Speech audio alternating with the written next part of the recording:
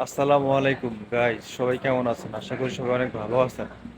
Guys, আজকে আমি ভিডিওতে আসলাম দুইটা কথা বলার জন্য, একটু মনোযোগ দিয়ে শুনবেন।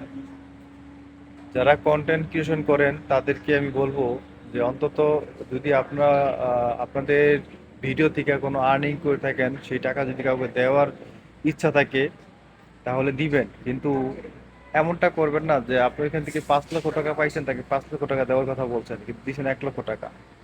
আর এটা পাবলিক চাই না আপনার সাথে মার্কেটিং করবে বা এটা আপনাকে খারাপভাবে মন্তব্য করবে, এরকম যেন না হয়।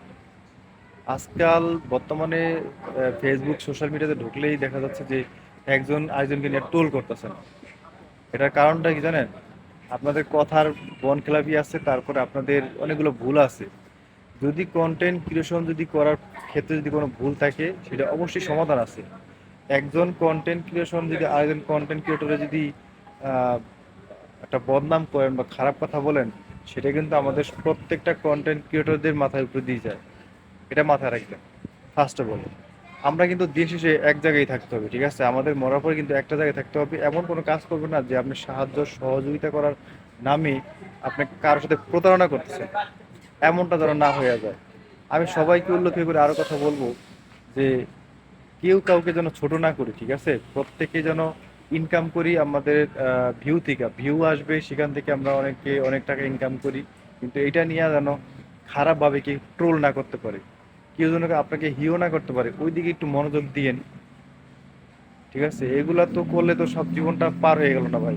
এগুলো হিসাব দিতে হবে, ঠিক আছে? আপনারা অনেক টাকা ইনকাম করতেছেন, ভিউ ভিউ পাইতেছেন, সেখান থেকে আপনি একজন মানবতা ফেরোলের নাম দিছেন, আর কিন্তু দেওয়া কথা 5 লক্ষ টাকা দিচ্ছেন, 1 লক্ষ টাকা। এটা নিয়ে সবাই ট্রোল করবে, এটা বিষয়টা দেখতেও খারাপ লাগে।